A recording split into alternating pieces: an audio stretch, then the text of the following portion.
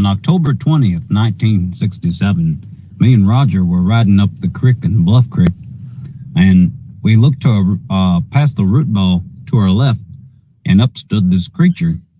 Now, you all know the story from here, but this is the confession. So, when I chased this creature up the bowling alley just after the sandbar there, she kind of put her two hands on this log and started to bend over and shake her rear end there profusely, and I saw those Bigfoot cheeks clap. And I looked back, and Roger, he was doing some relaxed dance, and he said, "Now everybody in the club getting tipsy." I'm not sure what that meant. And, well, all I thought was, they really are real. They really do exist. So that's the confession, and Russell Accord can suck my... Yeah, well, a lot of folks did call him Too Good, but that wasn't because he was sporting two pistols. That was because he had a dick that was so big, it was longer than the barrel on that Walker Colt that he carried.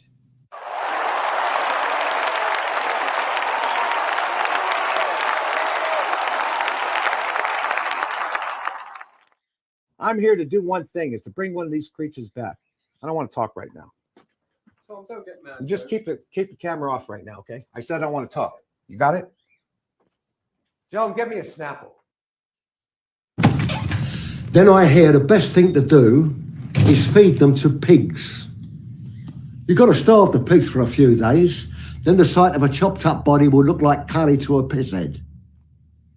You've got to shave the heads of your victims and pull the teeth out for the sake of the pig's digestion. You could do this afterwards, of course, but you don't want to go sieving through pig shit now, do you? They will go through bone like butter.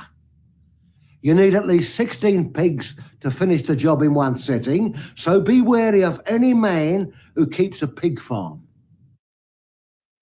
That's right. Beware of any man that keeps a pig farm.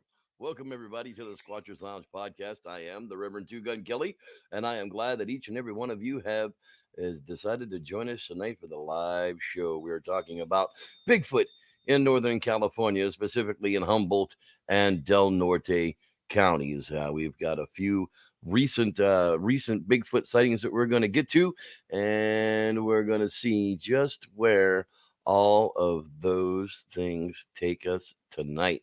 The Bigfoot campout is coming up. As a matter of fact, we will be staying in, I believe it is Humboldt County, along the 99 up past the Hooper Reservation, above Willow Creek on the way to the Bluff Creek film site. We're going June 7th through the 11th, with a trip being the 10th of June down to the film site.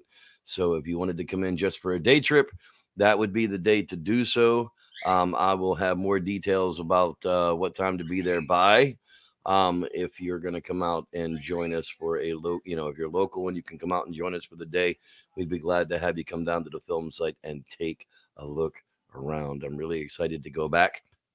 On the health front, I got some new news. Last week, I didn't have the show because I had some appointments with the UC Davis Cancer Center over in Sacramento.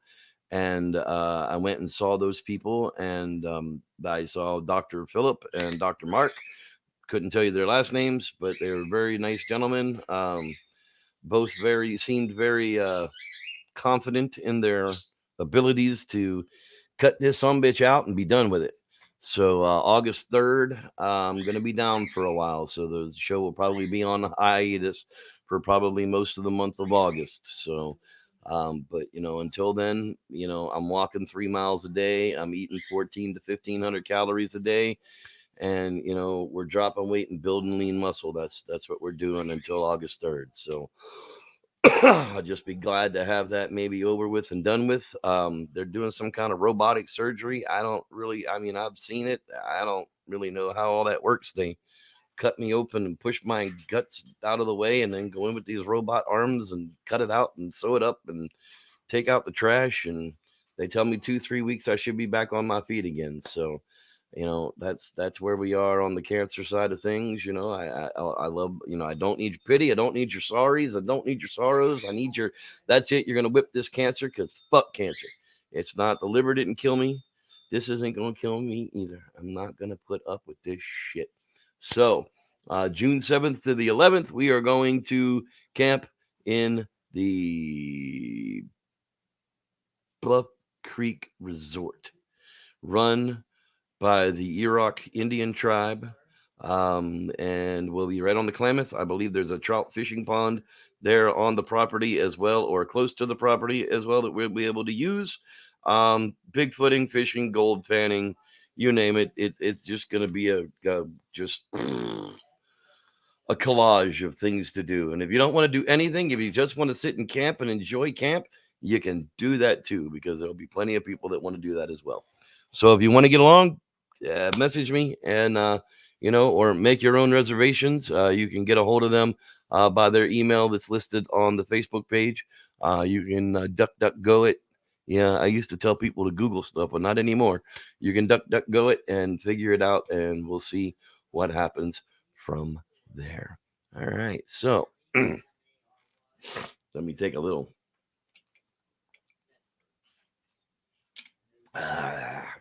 wet my whistle a little bit, and we'll get into it tonight. By the way, this episode is brought to you by the Indian Creek Hatchery in Gold Beach, Oregon. If you got a few extra bucks and you want to donate to something, you need a tax break, send it there. It's totally tax deductible. Totally tax deductible. Yes, an out-of-state fishing license is like $25 for 2 days. So it's not like the most horrible thing in the world. We're going to fish the crap out of it. Oh my gosh. Yeah. I'll show you, Miss Mary, since last year. We've expanded our collection a little bit. I don't even know if you can. Yeah, it's crazy. So, yeah, we're gonna catch some fish this year. I think I've invested in Panther Martin and Rooster Tails. At least I should have before I bought all of these, because I probably made the stock go up. But we're definitely going to be catching some trout this year. Damn it, one way or another. I don't care how far I have to drive that day, or walk, or do whatever. All right. So Bigfoot. Yeah, that's what we were talking about. Sure it is. Bigfoot, Humboldt County. Yes, ma'am. No, not yet. Bigfoot sightings. The California Adventure District website. California District, the California Adventure District.com has a big Bigfoot section. They have a radio show. It's kind of neat. Bigfoot sightings. It was updated as of February of 2022. Welcome to Bigfoot Country, the California Adventure District's most famous resident and also our most elusive. This area of Northern California has been known for Bigfoot Sasquatch sightings and experiences since at least the early 1800s. The native tribal population describes him in various historic tales. Various locations in the California Adventure District are even named after him. The Bigfoot Cave, which is very deep, and Bigfoot Trail, for example. And they are named this way for good reason. The sightings and the experiences continue to this day, some innocent, some downright frightening. We say him by default, but the Bigfoot sightings have featured both dude and diva Bigfoot, because we haven't asked him what his pronouns are, so we don't know even if it is a he, whether he goes by him or his or whatever. I don't know. Of course, we are talking about the Patterson-Gimlin footage, the world's most famous Bigfoot sighting, referred to as the Patterson-Gimlin Bigfoot film, and it happened right there in Humboldt County, just north of Willow Creek. Guess where we'll be staying? That's right. During the 2018 fire season, it was a devastating year for large areas of Northern California. The Carr and Paradise fires destroyed thousands of acres and took many lives. Many forest inhabitants were also displaced, including, you guessed it, Sasquatch. This resulted in a number of great Bigfoot sightings, even in broad daylight, most notably in the Lassen National Forest areas of Shasta County, just east of Redding. Early 2021 Bigfoot reports in Humboldt County. Bigfoot, possible Ohio howls heard near the Hoopa Indian Reservation. And we'll get a little deeper into those in just a little bit. And January in 2021, a 20-year active duty law enforcement officer describes himself as very observant. The Frozen in Fear Bigfoot expert and eyewitness Daryl Owen retells his story of coming face to face with a Bigfoot in the Klamath area of North Carolina. You can listen to the radio show number 6 from 9/25/21 if you go to the website. And there's a bunch of other ones there as well. A few Bigfoot sightings and experience in the California Adventure District. Some descriptions say that a couple hears late night screams near Viola. Hunter sees prints near Round Mountain. Loud screams heard by hunters while camping near Natural Spring. Man had a deer stolen by a creature near Lakehead. Footprints found along a snow-covered road near Whiskeytown Lake. 3 brothers have multiple observations west of Eureka, and many more. Most of the Bigfoot sightings during the daylight hours happen deep in the Northern California wilderness, like the Marble Mountains, the Klamath National Forest, or the backside of Mount Shasta, and especially in Humboldt County. But the nighttime Bigfoot sightings are the true experiences. When they're more brazen, they have been many reports at campgrounds and even remote residential areas in Northern California, with Bigfoot coming through people's backyards and such. A woman says that she was getting dragged by a Bigfoot while in her tent along the Klamath River. Yeah, I tried to follow that link, and it was a dead link. So, yeah. Here's a really neat Bigfoot sightings map. Shows you a lot of the Humboldt County area and where are the Trinity National Forest, the Mendocino National Forest. I'm down here in Yuba City. The Tahoe National Forest, the Plumas National Forest. There are a lot more sightings than just these 2 in that particular area, but that might be specifically reported to the BFRO in 2021. Now, in August of 2021, it was Northern California. Check out the latest Bigfoot sighting uploaded. California District's most famous resident Bigfoot makes more appearances than we realize. January of 2022. It takes a lot for the locals to come forward and make a report that they had a Bigfoot experience. In some instances, their reputation can be on the line, but in Humboldt County, it appears to happen quite often. On January 16, 2022, a group of locals were hiking through the redwoods when all of a sudden they heard a very loud, horrific scream fill the forest, and they felt they were being watched. You want to find Bigfoot by yourself? Well, your best bet to having a Bigfoot experience is to start in Willow Creek. Book yourself into the Bigfoot Motel or the Coho Cottages for a few days. Check out the Bigfoot exhibit at the Bigfoot Museum, and then start asking around about where to go. Bring a camera and a GPS tracker. Yeah, because don't forget, Murder Mountain is right there, and there's like 5,000 missing people. So bring a GPS tracker and a camera and tell somebody where the hell you are going. They actually have a scheduled for summer 22 guided Bigfoot expedition. Experience the adventure of a lifetime, a 2-night guided camping trip into the Humboldt del Norte, where confirmed Bigfoot experiences have occurred. That's right. You can subscribe there if you want to go out to their website. Again, it is CaliforniaAdventureDistrict.com. All right. Speaking of .com, it's time to go .Quasi and check out our Quasi theory of the week.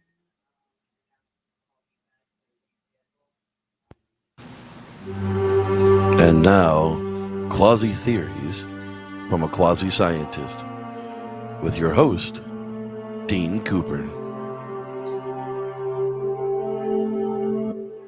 Like a moth to a flame. I was asked by a friend, so, why are moths attracted to lights? Do they think they're flying to the moon? The quick answer is no. Why would a moth, or indeed any insect, want to fly to the moon?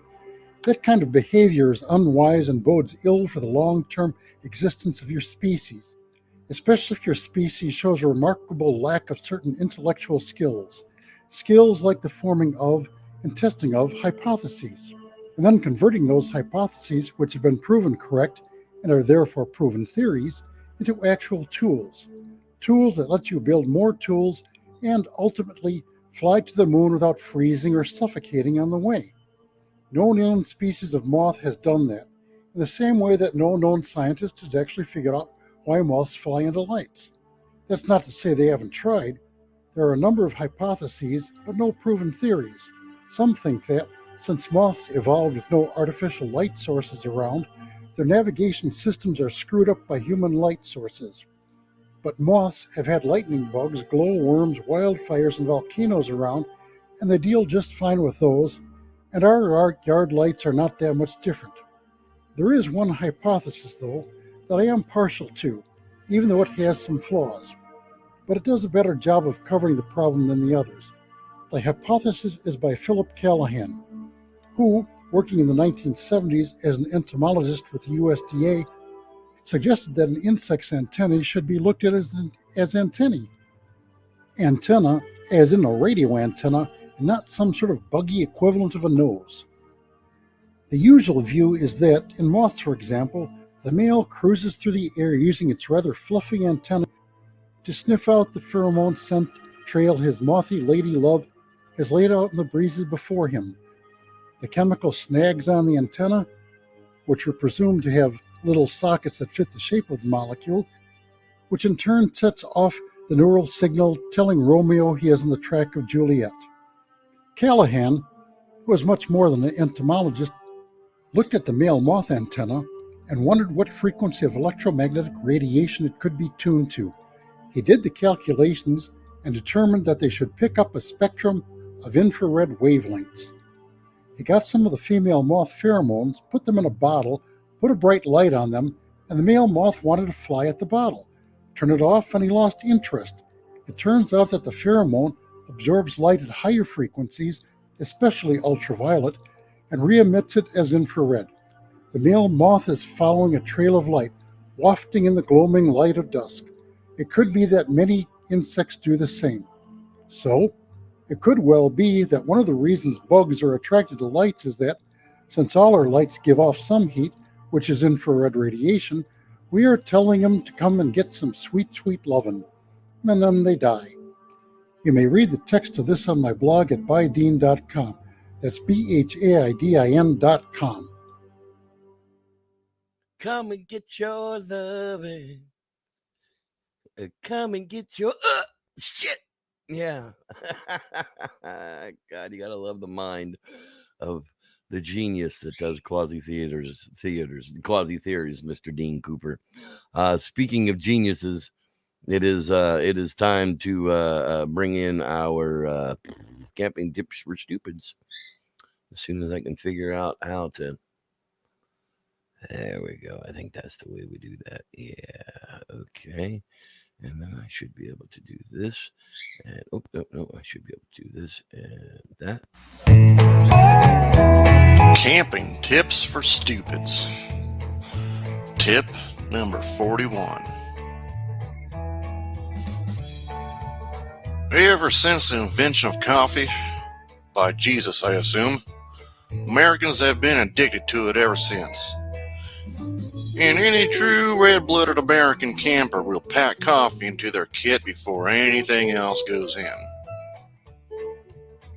Camp coffee is a staple to American camping. No fancy smancy espresso or French press or that weird stuff that comes in those little plastic cups. Keep that crap back in hipster liberal millennial land where it belongs. This is the woods, where Darwin is waiting in the bushes to kill you.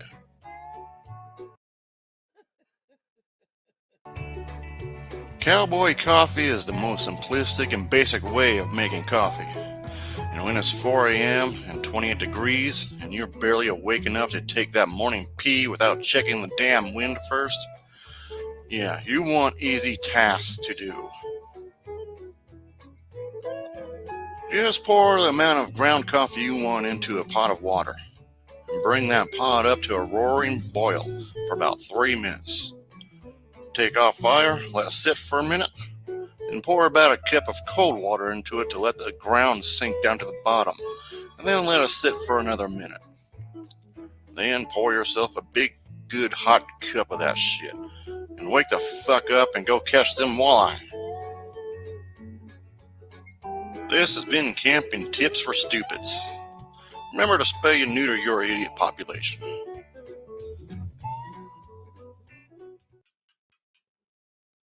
Spay and neuter your idiot populations. That's how you keep them from creating more.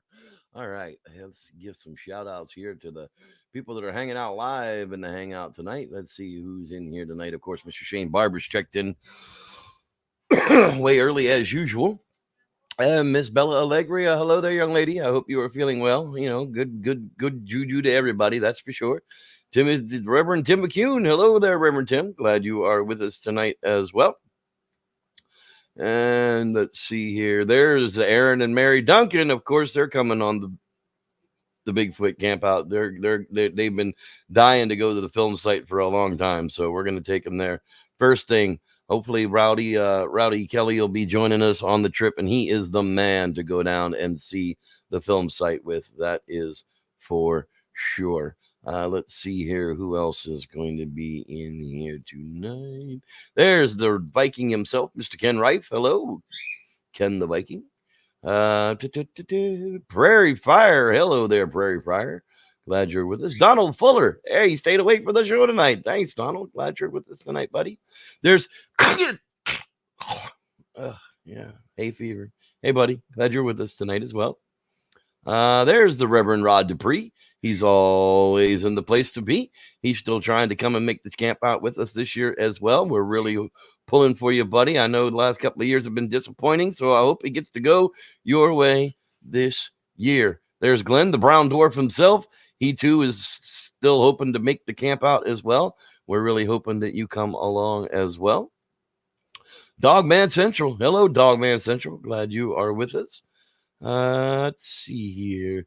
It's our buddy Tommy from Boston. It's a wicked pisser. Is it hot up there yet, Tommy, or is it still cold?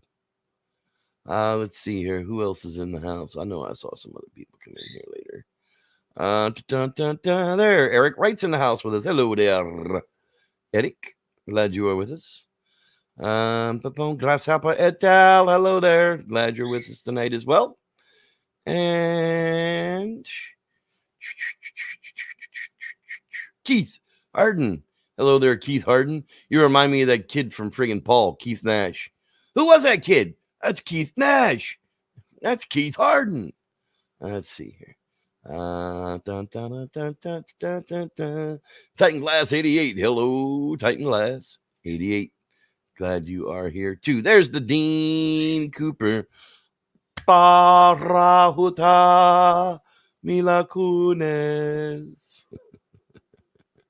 Collier Wilmus is out there somewhere too. He's usually hiding.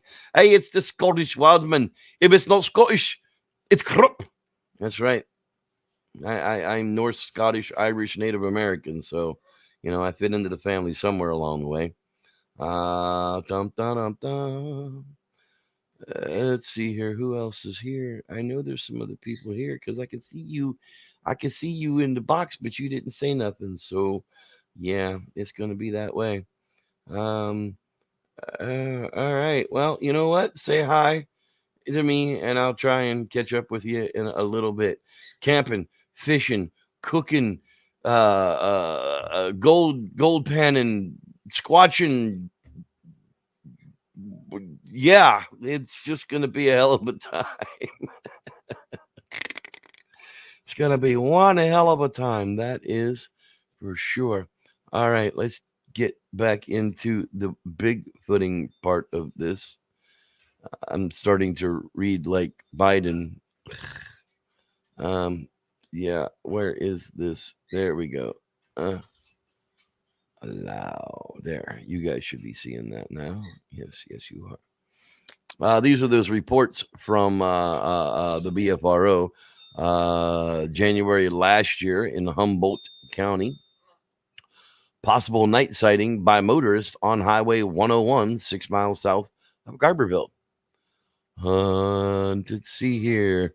I was driving home from Brookings, Oregon on the 23rd of January. And I was on southbound on Highway 101, south of Garberville, California, south of the Benbow Inn. Sorry. The road makes a few turns and the speed limit drops in the area. And as I was sweeping right hand turn, I saw a figure on the southbound shoulder of the highway. I was the only vehicle in the area. It was about 8:15 p.m. My speed was about 45 to 50 as I passed the figure. The figure was laying on the shoulder of the road on its right side. I estimated the height to be about 7 foot. I was looking at the creature's back and noticed it had broad shoulders and a thick torso shape. While the shape similar to a human, it was not human. It was not the bear either. 'Twarn't no bear. I could see muscular features in its glutes and a head on the shoulders that was somewhat tapered towards the top and being held off the ground. Its hair was a chocolate brown and very coarse. The hair was not fur like a bear at all.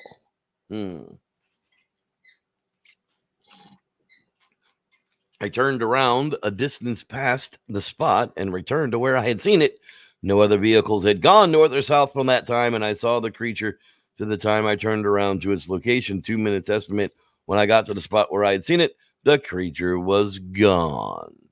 That's right. 'Twarn't no bear, though. That's for sure. He was absolutely sure it 'twarn't no bear. June 2021. Class B, possible Ohio type howls. Springtime near the Hoopa reservation, which we're going to actually be very close to the Hoopa reservation when we stay at the resort. Something woke me up from dreaming. I was trying to sleep, but there was noise outside. So in my dream, I got out of bed and I went to my window and I pulled back the curtain. I started tapping on the window to let whoever was outside know they were being noisy and disrupting my effort to sleep. After my third tap on the window, I woke up from my dream and realized I had to go to the bathroom. I got up and made my way to the toilet. My bedroom window was open and my bathroom window was open. And just before I flushed, I heard a faint noise. And I started to think it was a motorcycle coming around the bend on the highway. And in that second, I thought to myself, who would be riding a motorcycle this early in the morning? God forbid! Then the noise got louder and drawn out and deep vibrating howl. And then it stopped. I realized then that it was something I've never heard before. And it was not human. 'Twarn't no human. It sounded like it was one on the mountains behind my house. Afterwards, I noticed there were no dogs barking, not even my dogs. There weren't even any crickets. It was dead silence outside. I was telling myself, oh my God, did I just hear what I think I heard? I headed back to bed and noticed the clock said 3:33 a.m. I asked my husband if he was awake. He had been snoring while I was in the bathroom. I told him I had just heard something. I explained the sound to him, and I said, I think it was a Bigfoot. I could not believe what I had heard. I could not sleep for over an hour, and we laid in bed waiting for more howling, but then there was none. Dun, dun, dun. I feel like Roger. Pardon me for a moment while I refill my cup. If I take my eyes off of it, I will flood it over and it will spill into my computer. And then this will be the end of the podcast. So we don't want that to happen. Yeah, this lunacy is brought to you by Gelato 41. There will be plenty of that at the camp out as well. Got me a new Devil Ants pipe that I quite like. A nice little wooden pocket pipe. All right, January of 2022. Again, Humboldt County. Possible Sasquatch vocals heard by hikers by the Redwood State Park. Avenue of the Giants, Humboldt Redwood State Park. They've been hiking a local trail of the Red Cross, California for the last 19 years called the Dury Cheney Trail. This was a trail that we hike regularly. I'm talking like 3 to 4 times a week. It's always a family affair. Me, 30 years old, my son, 2, my mom and dad, 50s. In the summer, we hike the trail nearly every day. We've never, ever gotten the creeps in those woods. The last 2 hikes have really changed that. After today's hike, has me thinking that we may not ever go back. I'm not sure.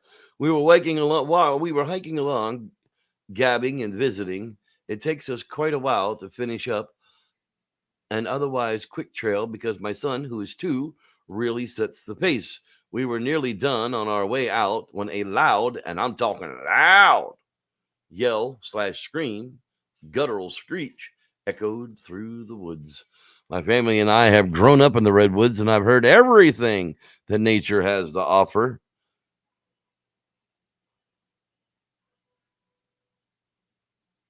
Yeah, I'm here. That nature has to offer in the way of animal sounds. Sorry, I was stuttering and it just wasn't coming out.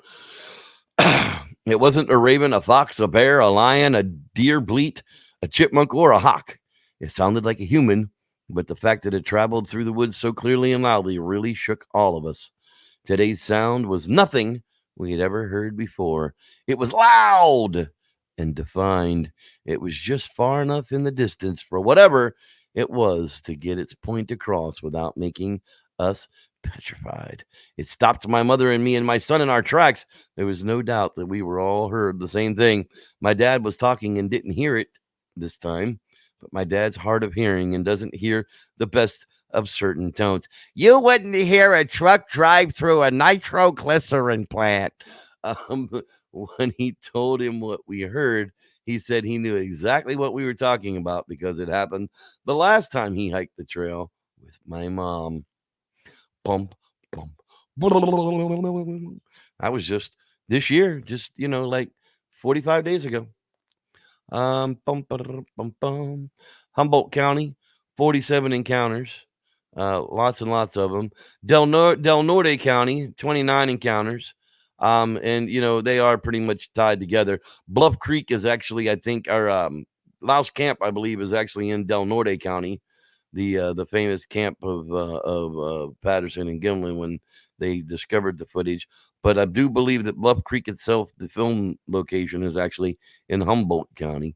And if we take a quick look at that, it's a constant barrage of what the BFRO says is credible sightings all the way back to, 75, 81, 85, 88, 89, 91, 92, 94, 95, 96, 99, 2000, 2001, 2003, 4, 5, 6, 7, 13, 19, 21, 22. And remember, 2020 was the year of COVID. So, nothing really happened. Everything just kind of stopped for 2020. But it's just been a long going reports of vocalizations, sightings, footprints, and a mixture of everything, nearly going exactly to where we're going next month. Let's see here. The San Francisco Gate.com, sfgate.com. Ashley Harrell, she's trying to understand the giant Bigfoot trap that she found near the California border. She had taken a walk and walked into a Bigfoot trap in the Siskiyou National Forest, a few miles north of the California border with Oregon. It seemed amazing that people went to the trouble of building a large wooden structure with a trap door, now permanently held open by some cables. Posing for a photo inside, pretending to be an oversized cryptid, I raised my own overly large foot for effect. It's hard to take Bigfoot seriously, considering that if the hairy, smelly bipeds were real, we'd likely have proven that by now. Scientists would have found and studied a bone, a body, or DNA samples of some kind. Hikers would have snapped a million iPhone videos or photos. Drones would have filmed a reality show at Bigfoot's place of residence. But lately, I've been noticing that a lot of people around me, otherwise reasonable people, are convinced that Bigfoot is real. That's because about a year ago, she moved to Arcata, a veritable epicenter of Sasquatch sightings, where the Bigfoot-themed businesses, adornments, and paraphernalia are commonplace and undoubtedly a tourist draw and economic boom to the area. That's right. That's exactly where we're going. Now, I haven't been to see this, and I would like to. This might be something that I have to make a trip to go and see. I don't know why I want to see it. I just do. Bigfoot was here. Oh no, see it graffitied on the side of it. It's just one of those things that I would really like to check out one of these days. So, with that being said, let's take an eyeball over here and see if anybody checked in late that I may have missed. I don't see anybody here that didn't see it. Mayday, Mayday, Mayday, and more Mayday. I'll have to look for Mayday. Yeah, that probably would have been the right one to play this week, but I didn't. The Legend of Bigfoot Souvenir Shop on 101. Yes, we have been there. All right. Yes, for sure. We're going to Patrick McGuire. There you go. Hello, Patrick McGuire. Glad you showed up a little late. Glad you joined us. Michael Bird. Hello, Michael Bird. Glad you're checked in with us a little on the late side as well. All right, gang. My computer's telling me it's time to play that game of Bigfoot Campfire Stories. So I thank you guys all for being here. Love you. I mean it. I'm glad you're here, and we'll see you next week for another edition of the Bigfoot of the Squatchers Lounge podcast. Yeah, I'm a professional after 10 years. Fuck it. Whatever. Here, enjoy this Bigfoot Campfire Story. Until then, may the Squatch be with you. Welcome to another Bigfoot Campfire Story. As you may know, from time to time, I dig out a classic that just begs for its own telling. And well, this one is way past due. Roger and Bob set out from Yakima, Washington on a week-long quest to investigate Bigfoot tracks and sightings around Bluff Creek, California. This is their story. Well, I'd gotten a call from the guys down in California. The Bigfoot have been moving through the area of Bluff Creek for a few years now, and I've been determined to capture one on film. I've been hunting these things for a long time now. I even wrote a book about it, and the telling of the stories and tales from British Columbia and Washington State. We never really thought a place like Bluff Creek would even hold the critters until 1958. A fellow by the name of Gerald Crew found a Bigfoot track and cast it near a bridge. In fact, that's where the name Bigfoot actually comes from, during the logging construction of a bridge in that same area. Since then, the tracks and sightings have flooded in from the area, and I decided it was time to get this creature on film once and for all. So I started making arrangements to look into that matter once again. I called my good friend Bob up and asked if I could borrow him and some horses for a week search into Bluff Creek, California. Well, Bob wasn't too keen on the idea at first, but after some convincing, he at least agreed to come along and bring us horses so we could get around. Well, I'd recently received another call telling me that they had found 3 different sets of tracks near the same area, and it was there that we were set off to investigate. I brought with me a rented filming camera just like they use for TV and 2 100-foot rolls of film. We had finally gotten down into the area, and we camped at a place called Happy Camp. We had searched the area, seeing if we could find any tracks. Sadly, by the time we arrived, the rain had all but wiped out the tracks.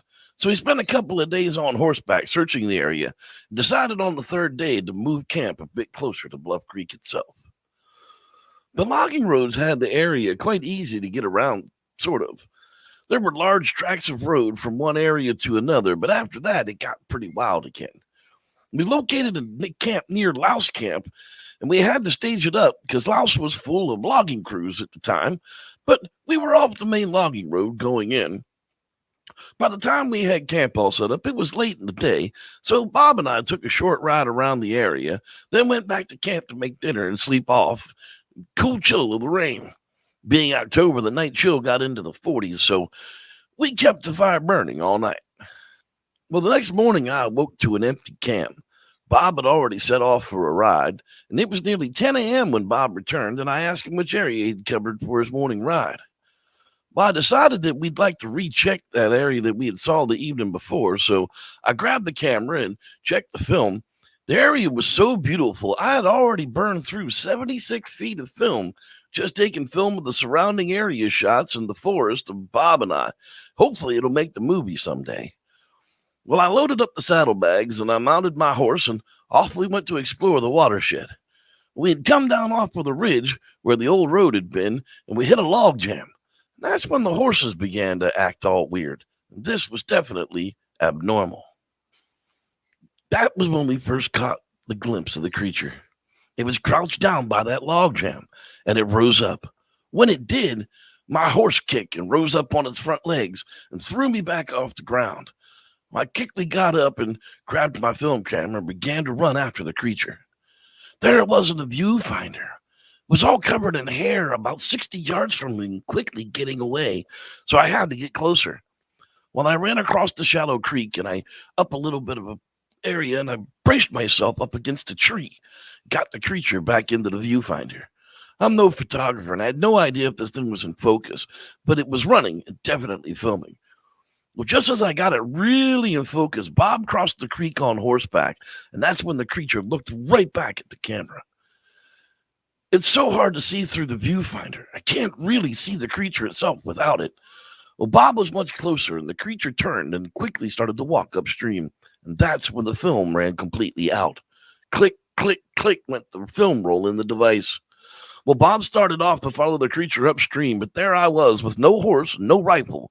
So I yelled for him to come back and wait till I could get my horse back at least. Finally, I got the horses straight. The film roll changed. By then, the creature was long gone. Bob and I had taken the footage of the tracks the creature had left. The sandbar was a result of the flood in 1964 and had made the perfect substructure to hold the tracks of this amazing beast. Was it some sort of people? Some kind of pre-human?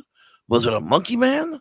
I have no idea, but we have to document everything or people won't believe us at all.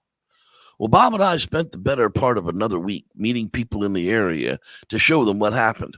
We called my friend Al, and he got in touch with a man by the name of John Green, who brought a friend named Renee and another fella named Jim to help out. Well, this crew was great, and we cast some the tracks. We searched the area for days, and a fellow by the name of Bob T. He had come by with more casting stuff and searched the area very thoroughly, so much so he even found where the creature had walked up an impossible hill and sat down to watch what we were doing at the site after she had gotten away from us. Well, finally, after no more sightings or activity, we gathered up all the evidence that we had. We had to head back to Washington.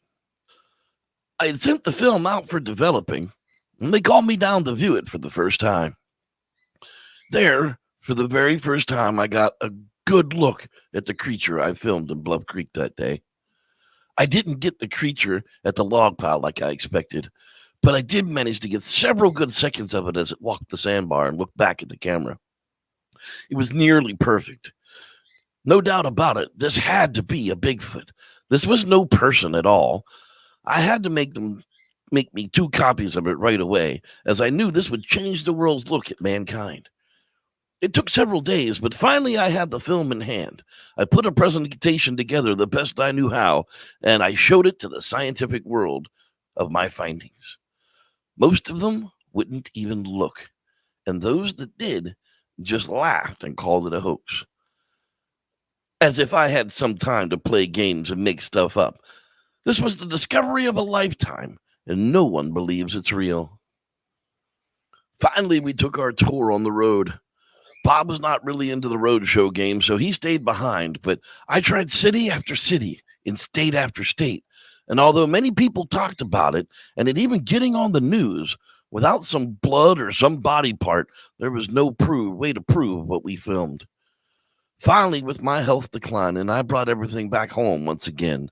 Our friend Renee had taken the film overseas and shown it to the British and Russian scientists, but only the Russians would even consider the idea of such a creature. And with the fanfare went away, well, to this day, people still talk about the Bigfoot of Bluff Creek. Sadly, Roger died not too long after that part of the story ended. His wife, Patricia, holds the rights to the film, and for the right amount of money, she'll let you put it in your Bigfoot video too. We still argue if Patty, the Bigfoot film that day, is a real or it's a hoax, and no one can still prove it either way, even with all of the technology updates in place. Thanks for listening. I'm Reverend Jeff, and may the Squatch be with you. I'm disinclined to acquiesce to your request. Means no.